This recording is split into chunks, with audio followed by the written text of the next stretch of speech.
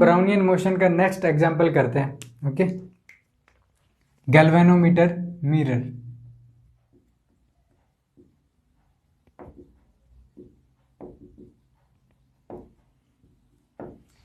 Galvanometer mirror में क्या होता है कि एक्सपेरिमेंटल जो फिजिक्स है उसके अंदर हम क्या करते हैं कि जो गैल्वेनोमीटर है उसका यूज़ करते हैं जिसमें मिरर लगा होता है, और हम उसकी हेल्प से क्या डिस्प्लेसमेंट फाइंड आउट करते हैं। जैसे मिरर के ऊपर रिफ्लेक्शन डाल के और वॉल्स के ऊपर उसका रिफ्लेक्शन जाता है, देन उस डॉट का जो पोजीशन है वो चेक करके जो उसका टोर्शन है, कितना टोर्शन है, थीटा कितना चेंज हुआ है, वो हम फाइंड आउट करते हैं उसकी हेल्प से।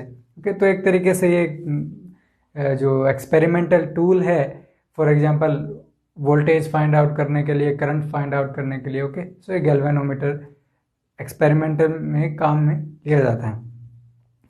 सो इसमें होता क्या है कि जो मिरर है वो रूम टेम्परेचर पे आपका फ्लक्चुएट करने लग जाता है, और जो फ्लक्चुएशन है वो एक तरीके से क्या है, जो थर्मल एनर्जी है उनकी वजह से होगा। और जैसे कि गैसेस में जो रैंडम मोशन है, उसी तरीके से इसके अंदर जो वाइब्रेशनल होता है रोटेशन के अंदर जो फ्लक्चुएशन है वो इसके अंदर होता है। ओके, सो ये भी एक तरीके से ब्राउनियन मॉलिक्यूल्स है, ब्राउनियन मोशन है, उसका एक तरीके से एक एग्जाम्पल है। ओके, सो इसमें होगा क्या कि गैल्वेनोमीटर में कुछ ऐसा होता है कि फॉर एग्जांपल ये आपका सिस्टम लगा होता है। ओके, और यहाँ पर आपका कुछ रोटेट करने के लिए होता है कि ये आपका रिजिड सपोर्ट है सपोज यहाँ पर। ओके, और यहाँ आपका मिरर लगा हुआ है। ओके, और यहाँ पर एक स्प्रिंग या फिर आप एक ऐसा अरेंजमेंट होता है जो इसको क्या है, रोटेट करने के बाद इसको इसकी इनिशियल पोजीशन में वापस लेके आ सकता है। ओके, और ये जो है ये इसका कुछ जो टॉर्सन रिजिडिटी है वो क्या होती है। ओके, वो सपोज टॉर्सन रिजिडिटी है, सपोज इसकी सी है। टॉर्सन रिजिडिटी का मतलब ये है कि जो सपोज हमने इसको रोटेट किया गैल्वेनोमीटर को थीटा एंगल से। ओके, वो जो थीटा है वो अगर 1 रेडियन अगर एंगल होगा, 1 रेडियन एंगल के केस में जितना एनर्जी हमको लगेगा ना उसको रोटेट करने के लिए, वो ही एक तरीके से टॉर्सन रिजिडिटी होता है। या फिर ऐसे बोल सकते हो कि जो फोर्स है जो अपोज करता है उसके मोशन को, एंगुलर मोशन को अपोज करता है, वो एक तरीके से आपका टॉर्सनल रिजिडिटी है। एक तरीके से कांस्टेंट होता है, मटेरियल की प्रॉपर्टी पे डिपेंड करता है।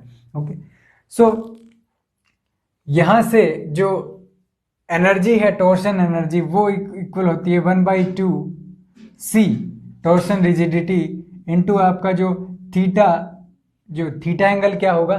सपोज हम क्या है डायरेक्ट परपेंडिकुलर डायरेक्शन में देख रहे हैं तो ये है, और सपोज ये रोटेट किया इस डायरेक्शन में, ये जो एंगल है ये आपका थीटा होगा जिस एंगल से ये फ्लक्चुएट कर रहा है। इट मीन्स मैक्सिमम पॉसिबल जो एंगल है वो हमारा क्या है, थीटा। और एवरेज अगर हम निकालेंगे तो आरएमएस इसको रिप्रेजेंट करते हैं। सो ये जो थीटा आरएमएस है, ओके, इसका वैल्यू किसके इक्वल होगा। देखिए डिग्री ऑफ फ्रीडम कितना है इसके पास, सिर्फ एक ही तो है, एक ही डिग्री ऑफ फ्रीडम है, एक ही डायरेक्शन में रोटेट कर सकता है, इसलिए इसका जो एनर्जी है वो 1/2 केबीटी के इक्वल होना चाहिए इक्विपार्टीशन थ्योरम से। सो यहाँ से अगर हम चेक करें देन हमारे पास देखिए यहाँ पर इसका थीटा इसका स्क्वायर होता है। ओके, सो यहाँ से 1/2 से 1/2 कैंसिल आउट, जो थीटा आरएमएस है उसका वैल्यू हो जाता है √kBT डिवाइडेड बाई सी। यहाँ से अगर चेक करें तो थीटा आरएमएस है कि फ्लक्चुएशन कितना होगा, वो डायरेक्टली प्रोपोर्शनल है √c। सी क्या है, सी आपका रिजिडिटी है। इट मीन्स अगर मटेरियल जितना ज़्यादा रिजिड होगा उसका जो फ्लक्चुएशन है उतना ही कम होगा। इट मीन्स सी आपका अगर कम होगा देन वो क्या है, एक तरीके से उसका सेंसिटिविटी होता है कि सेंसिटिविटी ज़्यादा होता है अगर आपका सी का वैल्यू कम है। If C is less, galvanometer is more sensitive. अब जितना ही ज्यादा अगर आपका सेंसिटिव होगा देन जो फ्लक्चुएशन है वो आपके क्या होंगे, ज़्यादा होंगे। ये यहाँ से एक स्टेटमेंट निकल के आ रहा है, जितना ज़्यादा टेम्परेचर होगा उस सिस्टम का उतना ही ज़्यादा फ्लक्चुएशन आएगा। सो इट मीन्स जो हमारा गैल्वेनोमीटर है उसको हमें क्या करना चाहिए, एक तरीके से हो सके तो एक मिनिमम टेम्परेचर पे रखना चाहिए। फॉर एग्जांपल आपका रूम टेम्परेचर है। ओके, अब यहाँ से हम क्या देख पा रहे हैं, ये एक्सप्रेशन जो है ये इंडिपेंडेंट है किससे, प्रेशर से, इंडिपेंडेंट फ्रॉम प्रेशर। अब देखिए प्रेशर से इंडिपेंडेंट कैसे कह सकते हैं, सपोज ये हमारा जो मिरर था। ओके, अब क्या प्रेशर इसको इफेक्ट कर सकता है, सपोज हमने प्रेशर इंक्रीज किया। ओके, सो पार्टिकल्स हैं वो कंटिन्यूसली ज़्यादा कोलिजन करेंगे। ओके, सो हमें पता है जितनी ज़्यादा कोलिजन्स होंगी उतना ही ज़्यादा ये आपका मिरर रोटेट करेगा। सो सपोज ये ज़्यादा रोटेट करने लग गया, बट जो कोलिजन्स हैं वो एक तरीके से जो मिरर है उसके जो रोटेशन है उसको एक तरीके से रेजिस्ट भी करते हैं। ओके, एक तरीके से रेजिस्टेंस की तरह भी काम करती हैं आपकी कोलिजन्स। सो एक दूसरे को कैंसिल आउट कर देती हैं कि जो प्रोड्यूस हो रहा है और जो फ्रिक्शन का काम कर रहा है दोनों एक दूसरे को कैंसिल कर देते हैं, और हो जाता है क्या कि आपका जो प्रेशर है उसका किसी भी तरीके का इफेक्ट नहीं होता आपके जो फ्लक्चुएशन है उसके ऊपर। ओके, अब इसको एक तरीके से आइडियल सिस्टम बनाने के लिए, इसमें एरर्स कम हो, इसके लिए हम क्या करते हैं, इसको क्या करते हैं, इस पूरे सिस्टम को वैक्यूम के अंदर क्या कर देते हैं, बंद कर देते हैं। ओके, ये आपका क्या होता है, वैक्यूम। अब जैसे ही हम वैक्यूम में इसको कर देंगे देन जो कोलिजन्स हैं वो आपकी क्या हो जाएंगी, रेयर्स। वैक्यूम करने के बाद कोलिजन रेयर हो जाती है और जिसकी वजह से ये आपका जो फ्लक्चुएशन है या फिर आप बोल सकते हो कि जो रोटेशन है इस मिरर का वो आपका कम हो जाएगा। ओके, उसकी वजह से फ्लक्चुएशन भी कम हो जाएंगे। ओके, और आपके अंदर जो इस सिस्टम के अंदर जो एरर है वो क्या आएगी, मिनिमम एरर आएगी। अब जो फ्लक्चुएशन का अमाउंट है वो अगर हम चेक करना चाहें देन सपोज अगर हमारा जो सी है अगर वो कितना है 10⁻⁻13 न्यूटन इंटू मीटर पर रेडियन अगर है, सपोज इतना अगर हमारा जो रिजिडिटी कांस्टेंट है वो इतना है। ओके, टेम्परेचर अगर हम 300 केल्विन लेके चलते हैं। ओके, देन अगर आप ये फाइंड आउट करोगे आरएमएस उसका वैल्यू 2 × 10⁻⁴ रेडियन आता है। ओके, अब ये जो वैल्यू है ये क्या है, वैसे लेस वैल्यू है। ओके, बट ये आपका हाफ एंगल आता है, जैसे ये आपका स्ट्रेट लाइन था, ये आपका थीटा है, ये कितना आता है 2 × 10⁻⁴ रेडियन। अब देखिए ये टोटल कितना होगा, अगर सपोज ये 1 मीटर में लेके चलता हूं तो ये जो दीवार है, अगर दीवार के ऊपर अगर हम जो स्पॉट है रिफ्लेक्शन का अगर उसको हम चेक करेंगे उसके अंदर कितना जो फ्लक्चुएशन है वो कितना आएगा, देन देखिए 1 × थीटा ही करेंगे देन क्या आएगा, ये आ जाएगा। बट ये 2 टाइम्स है, इट मीन्स 2 × 2 आपका 4 इंटू आपका आ जाता है 10⁻⁴ मीटर,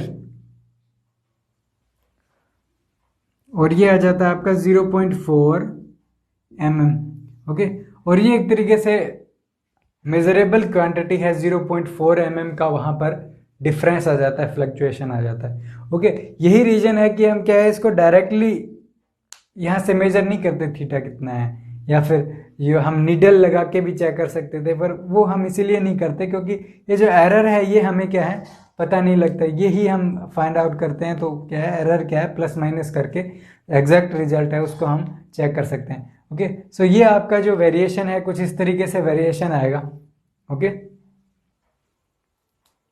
अब हम देखेंगे कि गैल्वेनोमीटर की हेल्प से जो आपका जो बोल्ट्जमान कांस्टेंट है केबी वो हम कैसे फाइंड आउट करेंगे।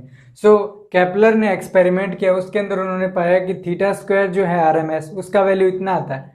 ओके, और सस्पेंडेड सिस्टम के अंदर जो टॉर्शन कांस्टेंट है वो इतना आता है, सी का वैल्यू यहाँ पर दे दिया गया, हमें टेम्परेचर दे दिया गया। तो हमें पता है कि आपका जो एक तरीके से जो थीटा जो आरएमएस है वो इज इक्वल टू कितना था, √KBT डिवाइडेड बाई क्या था, डिवाइडेड बाई सी था। ओके, अब यहाँ से स्क्वायर करोगे देन हमें KB इज इक्वल टू कितना मिल जाता है, KB is equal to C Q square divided by T. Okay, ये तीनों क्वांटिटी आपके पास है, एमकेएस में है सब क्वांटिटी। आप वैल्यू पुट करोगे तो आपको क्या है, के बी का वैल्यू क्या मिल जाता है, 1.4 इंटू 10⁻⁻23 जूल पर केल्विन। ओके, बट हमें पता है कि आपका जो एग्जैक्ट वैल्यू है वो कितना होता है, 1.38 इंटू 10⁻⁻23। ओके, सो थोड़ा बहुत क्या है, एरर भी आ जाता है अगर आप प्रूव करते हो एक्सपेरिमेंटली। सो अभी तक हमने देखा है कि जो बोल्ट्जमान कांस्टेंट है वो सबसे मतलब अभी तक क्या है, काइनेटिक थ्योरी ऑफ गैसेस के अंदर एक्सपेरिमेंटली नहीं फाइंड आउट किया गया था, बट ये क्या है, फर्स्ट टाइम है जब हमने क्या किया, जो बोल्ट्जमान कांस्टेंट है उसकी वैल्यू एक्सपेरिमेंटली फाइंड आउट की है। सो ये एक तरीके से क्या है, जो काइनेटिक थ्योरी ऑफ गैसेस है उसके लिए बहुत बड़ी बात आ जाती है कि हमने पहली बार में आपका जो बोल्ट्जमान कांस्टेंट है उसकी वैल्यू फाइंड आउट की है। ओके, सो इस तरीके से जो आपका गैल्वेनोमीटर मिरर था, जो एक तरीके से एग्जाम्पल था आपका ब्राउनियन मोशन का, वो कंप्लीट हो जाता है। ओके, ब्राउनियन मोशन का नया एग्जाम्पल आता है जोहानसन नॉइज।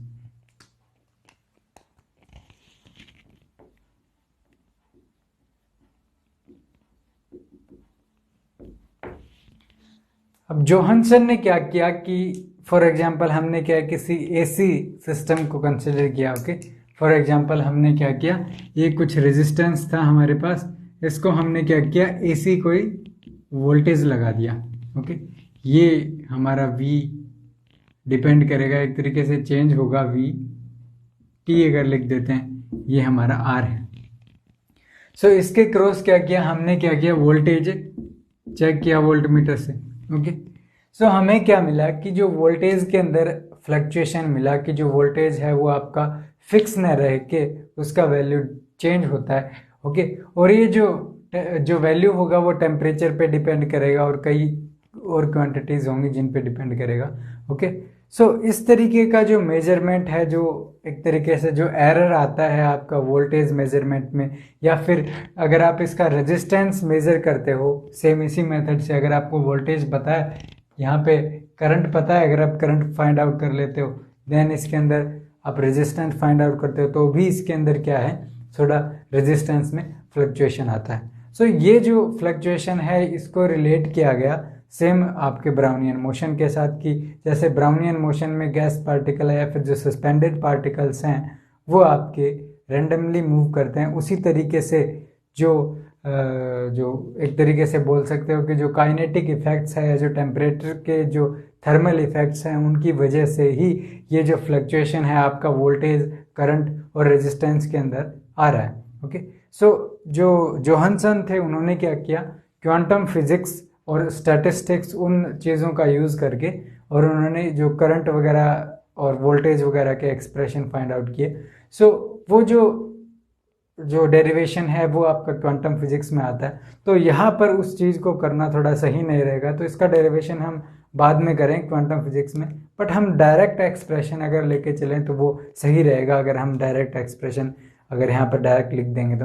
ओके, सो ये एक तरीके से जो नेक्स्ट एग्जांपल है ब्राउनियन मोशन का, वो हो जाता है कि जो वोल्टेज करंट की वैल्यू है वो फ्लक्चुएट करती है। ओके, जोहानसन के जो डेरिवेशन थे उसके अंदर आपका जो आपका वोल्टेज है उसका वैल्यू है वो आपका इतना आता है, voltage is equal to 4 R। आपका रियल गैस कांस्टेंट है 8.31 जूल पर केल्विन पर मोल, और के भी आपका क्या है, कांस्टेंट है, टेम्परेचर है उस सिस्टम का। ये जो F2 माइनस F1 है, ये आपका क्या होता है, बैंड विड्थ होता है।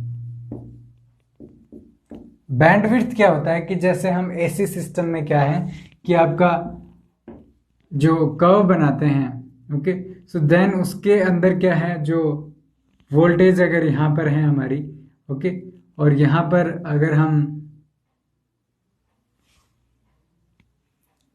अगर हम फ्रीक्वेंसी को प्लॉट करते हैं कि यहाँ डिफरेंट फ्रीक्वेंसी f है, तो उसके साथ क्या है, ये जो वोल्टेज है ये इंक्रीज करती है, देन ये क्या है वापस डिक्रीज करना है। कुछ इस तरीके से हमारे पास क्या है, कर्व आता है एसी के लिए, फ्रीक्वेंसी का वोल्टेज का रिलेशन।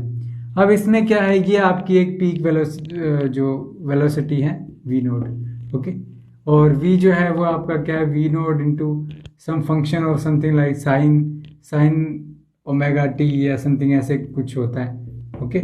ओमेगा है वो आपका 2 पाई एफ होता है, कुछ इस तरीके से रिलेशंस होते हैं। ओके, और ये जो फ्रीक्वेंसी है यहाँ पर हमें क्या है, जब ये जो वैल्यू है वोल्टेज की ये आपकी वी नॉट डिवाइडेड बाई √2 होती है।